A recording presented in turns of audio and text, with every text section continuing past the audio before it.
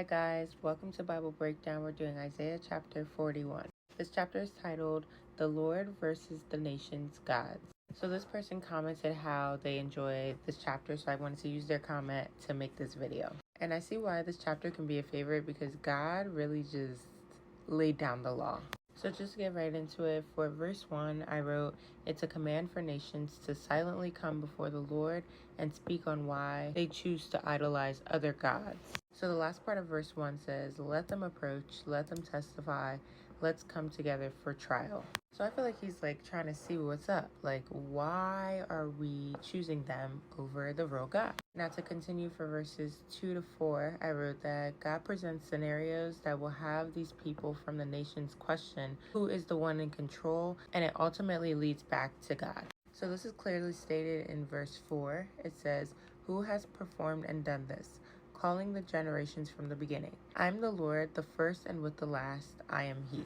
So God just presented His power to all these people, and He's like, I'm the reason why you guys are here today. I'm the reason why all of this is happening. This is my power. And in the next couple verses, so verses 5 to 7, I wrote, "This encounter from God instilled fear over the people, and instead of them falling into the hands of God, they go and run after their idols." And that is so crazy to me because it's like, you see God, right? You hear Him, you're fearing Him, like you see His power and you're scared. And then you're just going to run to the idols that has not given you protection this whole time. So verse 5, it tells us how they're afraid, they're trembling, they're all looking at each other like, what's going on? Verse 6, they're talking to each other, trying to like give each other courage. And they literally say, take courage, like we can defeat this, we can get through this. And the way that they choose to do that is in verse 7. So it says, "The craftsman encourages the metal worker. The one who flattens the hammer encourages the one who strikes the anvil, saying of the soldering, it is good. He flattens it with nails so that it will not fall over." So you remember how, I think it was the last chapter or the chapter before, how I was talking about the idols don't even compare to God's power because they need so much like prep and work to even make them like strong enough to stand on their own. And this is another example, like them nailing the idol down so that it can stand up.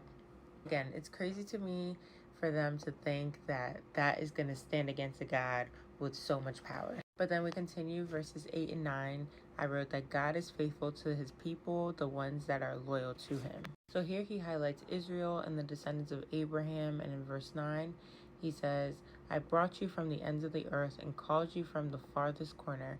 I said to you, you are my servant. I have chosen you. I haven't rejected you." I feel like this is like reassurance to the people that aren't like the nations from a distance, idolizing these other gods that aren't doing anything for them. I will keep highlighting that because they literally don't compare. But this is just reassurance from God saying like, hey, I will forever be with you. I'm not rejecting you. And continuing with that point from verses 10 to 13, I wrote, "There's nothing to fear when God is involved because He will handle every problem that you have." Reading verse 12 was so nice because it says, "You will look for those who contend with you, but you will not find them. Those who war against you will become absolutely nothing." So God, and then it continues, it says, "For I am the Lord your God, who holds your right hand, who says to you, do not fear, I will help you."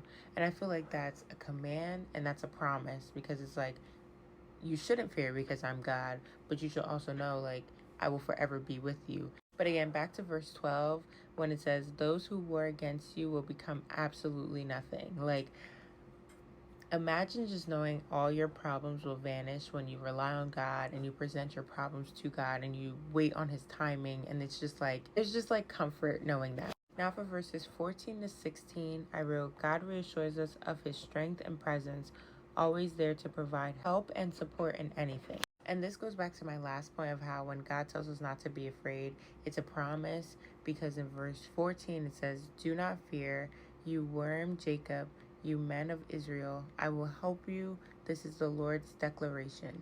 Your Redeemer is the Holy One of Israel." And then when you continue reading, verse 15 is like, God is going to make you new, and then you'll be able to use that strength that He gives you to overcome a lot of these obstacles that you might go through. And then verse 16 tells us how we will rejoice in the Lord because of the strength that He's given us. For verses 17 to 20, I wrote that God is a God of abundance. Whatever is needed for any type of person in any situation, he can give and will provide. And from that help, we will know it's the Lord, due to him being the reason behind our success. So these verses give a scenario of how somebody is thirsty, they're seeking water, they're so parched, and there's nothing that they can do. And God gives an answer of how he's going to open up the rivers and provide streams of water and just like give you all the resources that you need in that moment. In this specific example, he's talking about the poor and the needy. And then with that, the Lord is sure that we'll know that it's from him, because in verse 20 it says, so that all may see and know, consider and understand that the hand of the Lord has done this. The Holy One of Israel has created it. Now, I think my favorite part of this whole chapter was this next section from verse 21 to 24. So I wrote that God is so fair, because here we see him give these idols and these false gods a chance to speak their truth. Okay, and then he also lets them present the works that they've been able to do. But as we know, there is nothing that has been done and nothing that can be done even in that moment. So God is like, all right, like I said my piece, it's time for you guys to speak up and like present your case.